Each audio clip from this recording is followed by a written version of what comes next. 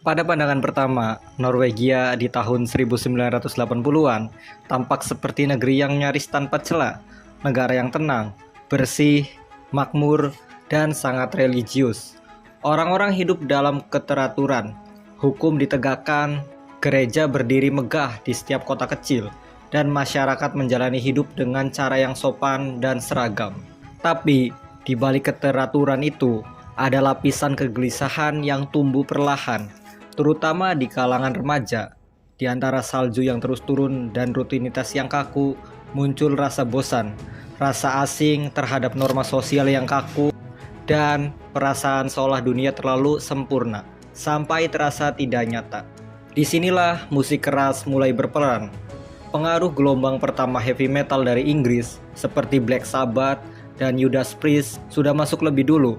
Lalu gelombang baru dari band-band seperti Venom, Bathory, hingga Slayer mulai mengguncang persepsi bahwa musik bisa menjadi saluran untuk sesuatu yang lebih kelam, lebih jujur, dan lebih keras daripada yang bisa diungkapkan dalam kata-kata biasa.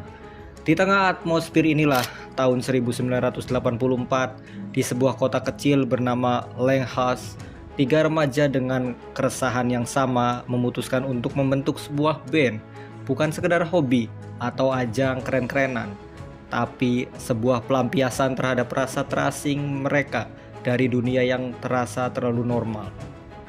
Mereka adalah Øystein Aarseth yang menjadi gitaris dan nantinya dikenal sebagai Euronymous. Lalu ada John Stabeard di posisi bass yang mengambil nama Necro Butcher, dan Yetil Mayhem pada posisi drum. Nama Mayhem mereka ambil dari lagu Mayhem with Mercy milik Venom, bukan hanya sebagai penghormatan, tapi juga sebagai simbol dari apa yang ingin mereka bangun, sebuah bentuk musik yang penuh kekacauan tapi punya misi.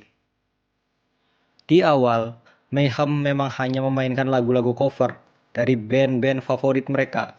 Namun, bahkan sejak latihan pertama, mereka tahu ini bukan tentang meniru, ini tentang menciptakan sesuatu yang belum pernah didengar sebelumnya.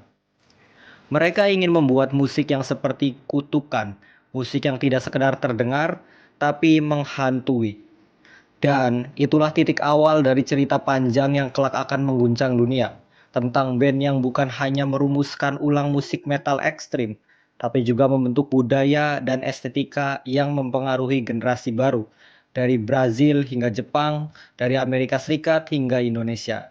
Tapi semua itu dimulai di tempat yang kecil, sunyi, dan sangat Norwegia. Dari rasa hampa di kota bersalju bernama Langhus.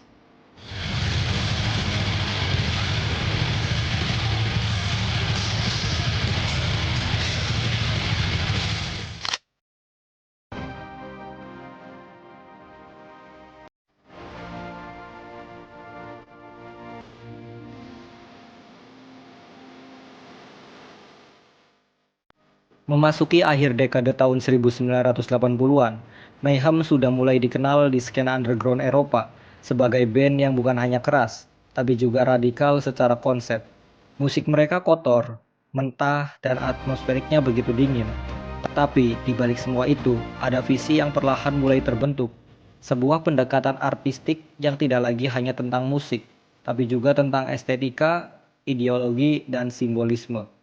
Namun, perjalanan mereka tidak mulus. Formasi awal Mayhem berubah-ubah. Setelah sempat merilis beberapa demo, sang drummer Yetil Mayhem memutuskan hengkang. Sementara posisi vokalis juga sempat diisi oleh Eirik Messiah Nordim, tapi gaya vokalnya dianggap terlalu tradisional untuk arah baru yang ingin diambil band ini. Euronymous tidak mencari penyanyi yang hanya bisa berteriak. Ia ingin sosok yang hidupnya sendiri adalah bagian dari seni ekstrim itu. Sosok yang menganggap panggung bukan hanya tempat bermain musik, tapi altar untuk menyampaikan filosofi kegelapan. Pencarian itu berakhir pada seorang pemuda asal Swedia bernama Per Yngwie Ohlin, yang lebih dikenal dengan nama panggungnya Dead. Dead bukan tipe frontman flamboyan. Dia pemalu, sangat tertutup, dan punya kepribadian yang sangat ekstrim. Obsesi dengan kematian bukan hanya gimmick, tapi benar-benar mendominasi hidupnya. Ia percaya bahwa ia seharusnya sudah tiada sejak lama. Bahkan konon, Dead pernah dikabarkan membawa bangkai burung di kantong plastik hanya untuk menghirup bau bangkai sebelum naik panggung. Lebih dari itu, Dead memperkenalkan satu elemen visual yang kemudian menjadi identitas permanen black metal, corpse paint. Rias wajah hitam putih yang menyerupai mayat sebagai simbol penolakan terhadap kehidupan modern dan kesan hidup yang palsu.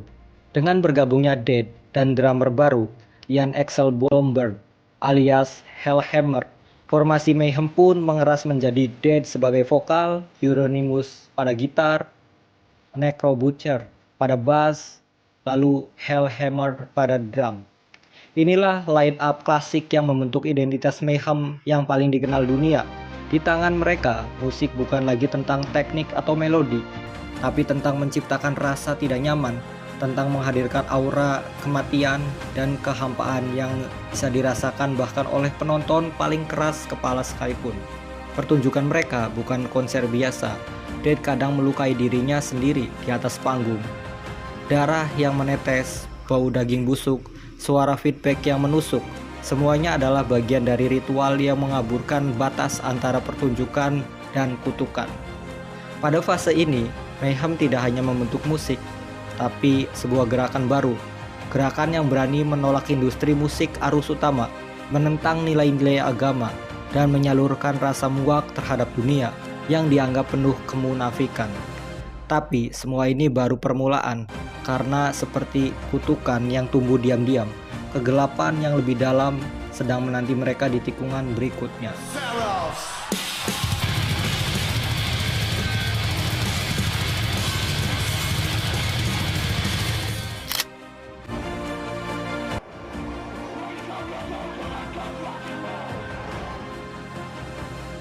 Tahun 1990 menjadi titik di mana kegelapan dalam musik Mayhem mulai keluar dari ranah simbolik dan menyeberang ke realitas. Saat itu, para personil Mayhem tinggal bersama dalam sebuah rumah tua di daerah pedesaan Kregstad, sekitar 1 jam perjalanan dari Oslo. Tempat itu bukan sekedar base camp latihan, tapi semacam ruang isolasi dari dunia luar. Di rumah inilah segala intensitas, ide, visi, dan konflik pribadi berkumpul tanpa kendali. Di tengah itu semua, Dead semakin menarik diri. Ia kerap duduk berjam-jam di luar rumah, memandangi salju tanpa bicara. Ia hampir tidak makan, menulis surat-surat panjang yang berisi perenungan soal kematian, dan semakin larut dalam pikirannya sendiri. Dead bukan sekedar memainkan karakter kelam, ia benar-benar tinggal di dalamnya. Pada 8 April tahun 1991, pagi itu sepi seperti biasanya. Tapi ketika Euronymous pulang ke rumah, ia menemukan sesuatu yang tak seorang pun siap hadapi.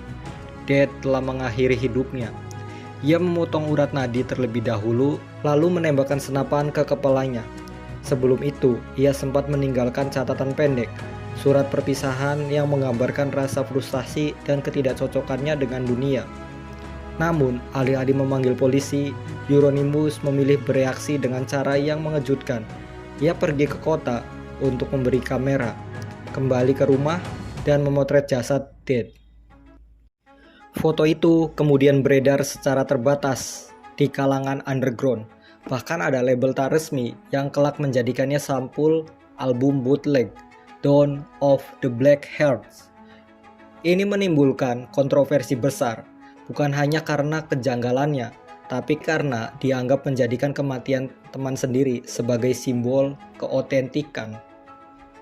Necro Butcher yang sejak awal merasa tidak nyaman dengan suasana band yang semakin ekstrim, memutuskan keluar, bukan hanya karena tragedi Dead, tapi karena kecewa dan marah terhadap sikap Euronymous yang dianggap tidak berempati.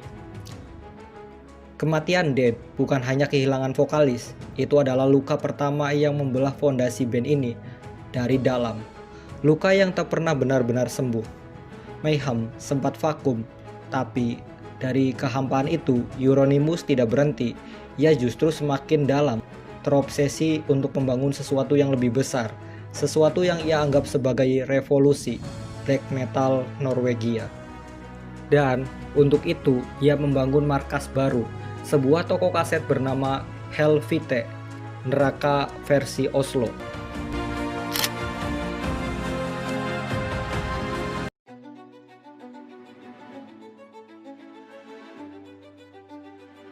Pasca kepergian Death dan keluarnya Necrobusher, Mayhem seperti kehilangan arah, tapi Euronymous sang pendiri tidak menyerah. Ia membangun sesuatu yang lebih dari sekedar band. Di pusat kota Oslo, ia membuka sebuah toko musik kecil bernama Helvete, yang dalam bahasa Norwegia berarti neraka. Tapi Helvete bukan hanya toko, ia menjadikannya markas, tempat berkumpulnya para pemuda yang haus akan ekspresi musik ekstrim dan dunia luar moralitas konvensional. Dari ruang bawah tanah toko inilah muncul apa yang kemudian dikenal sebagai Black Metal Inner Circle. Sekelompok anak muda yang melihat black metal bukan sekedar genre, tapi jalan hidup. Anggotanya, para pendiri band-band yang kini legendaris, Dark Throne, Emperor, Horns, hingga Burzum. Proyek satu orang dari pemuda pendiam bernama Varg Vikernes, yang sebelumnya dikenal sebagai Christian Vikernes. Varg punya ambisi besar seperti Euronymous, tapi meski awalnya mereka bersatu, dua ego besar itu cepat sekali bertabrakan. Varg memiliki pandangan ideologis yang lebih ekstrim, bercampur mitologi Nordik, nasionalisme, dan semangat anti-agama. Sementara Euronymous mulai terlihat lebih fokus pada pembangunan jaringan musik, label, dan simbolisme teatrikal. Dalam waktu singkat, pertarungan tersembunyi terjadi, bukan lewat panggung, tapi lewat narasi, provokasi, dan tindakan nyata. Antara tahun 1992 hingga awal tahun 1993, Norwegia dikejutkan oleh serangkaian insiden pembakaran gereja. Bangunan kayu tua peninggalan abad pertengahan dibakar hingga rata dengan tanah. Dalam sebuah wawancara majalah, Varg bahkan menyatakan bahwa aksi ini dilakukan sebagai bentuk balas dendam sejarah terhadap pendangkalan budaya pagan oleh Kristen. Varg semakin sering muncul dalam berita. Euronymous merasa pengaruhnya sebagai pemimpin lingkaran perlahan tergeser. Ketegangan di antara mereka memuncak ketika mereka kembali bekerja sama untuk menyelesaikan album penuh pertama, Mayhem, yang berjudul The Mysterious Dome Satanas. Varg mengisi bass, Attila Syhr direkrut sebagai vokalis, tapi suasana di studio tidak pernah benar-benar stabil. Konflik memburuk, tuduhan saling tikam secara verbal mulai muncul, dan pada malam 10 Agustus tahun 1993, semua mencapai titik yang paling mengerikan. Varg datang ke apartemen Euronymous dengan dalih membahas kontrak, tapi pertemanan itu tidak pernah menjadi diskusi. Malam itu berubah menjadi tragedi. Euronymous ditemukan tewas, ditikam berulang kali beberapa tusukan di punggung, leher, dan kepala. Varg ditangkap beberapa hari kemudian dalam pengadilan yang penuh sorotan. Ia dihukum 21 tahun penjara, hukuman maksimal di Norwegia, bukan hanya atas pembunuhan, tapi juga pembakaran gereja. Mayhem pun resmi kehilangan pendirinya. Black metal Norwegia tidak lagi hanya dianggap ekstrim, tapi juga berbahaya.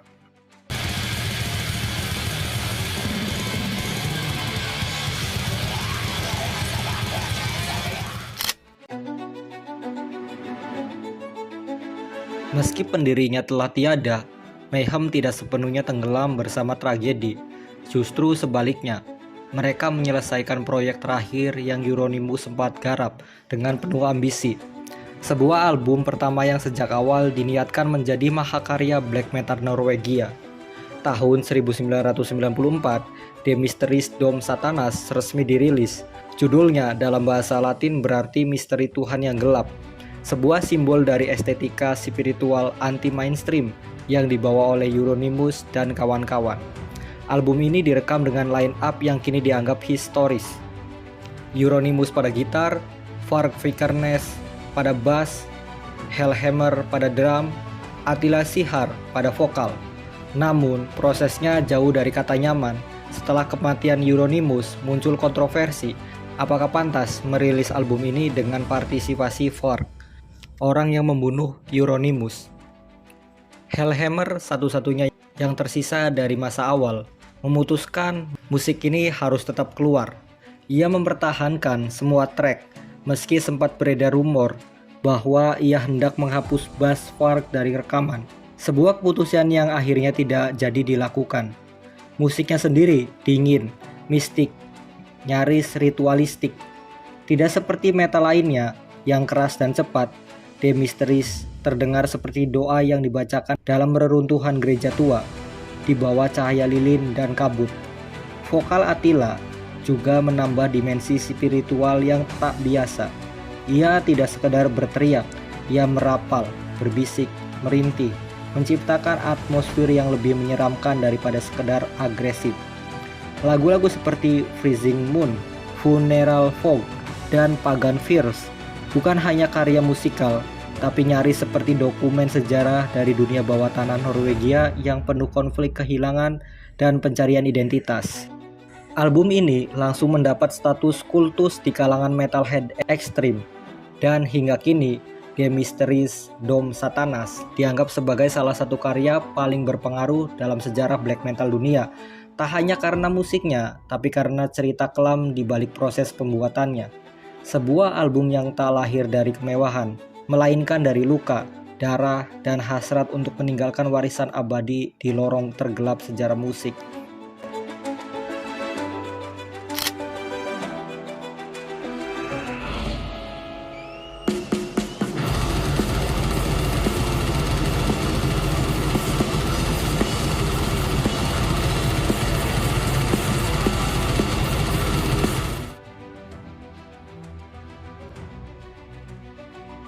Setelah The Mysteries Dom Satanas dirilis, Mayhem sempat diam.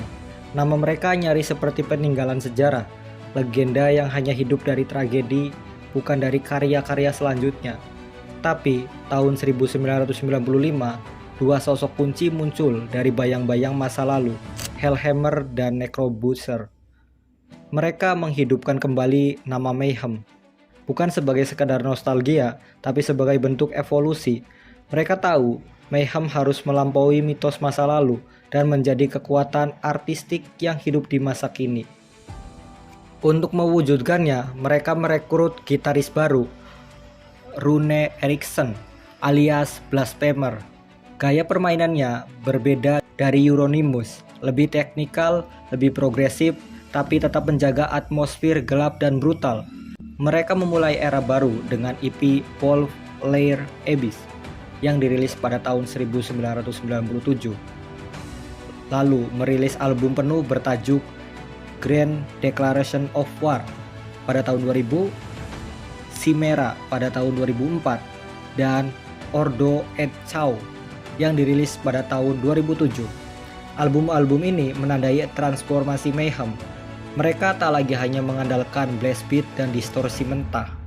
Sekarang ada struktur lagu yang rumit, lirik filosofis, dan aransemen teatrikal yang mengaburkan batas antara musik dan performance seni. Attila Syhr kembali menjadi vokalis tetap dengan gaya vokalnya yang eksentrik. Terkadang seperti doa sesat, terkadang seperti panggilan dari neraka. Ia menjadikan Mayhem bukan sekedar band, tapi pengalaman spiritual yang gelap. Di atas panggung, Mayhem menghadirkan pertunjukan yang sinematik, lilin hitam, darah imitasi, ornamen gotik, dan ekspresi nyaris religius dalam estetika kegelapan. Mereka tampil di berbagai festival besar di Eropa, Amerika hingga Amerika Selatan. Mayhem membuktikan bahwa mereka bukan hanya peninggalan masa lalu, tapi kekuatan aktif dalam landscape metal dunia yang terus bergerak. Dan yang paling menarik, mereka bisa tetap ekstrim tanpa harus terjebak pada kekerasan fisik seperti era tahun 90-an. Kini, ekstremisme mereka lahir lewat gagasan, suasana, dan eksplorasi artistik yang dewasa. Mayhem sudah bangkit dari abu, seperti burung gagak yang belajar terbang ulang di malam tergelap, bukan sebagai korban sejarah, tapi sebagai penyintas.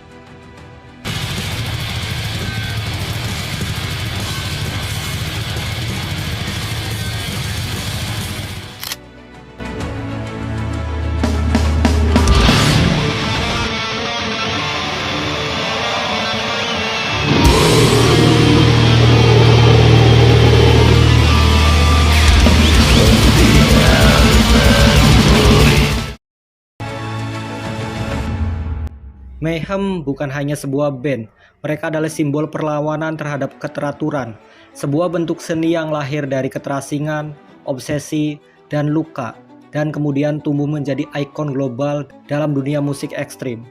Perjalanan mereka bukan jalan yang lurus, dipenuhi konflik, tragedi, kehilangan, dan transformasi. Tapi justru dari situlah kekuatan mereka berasal.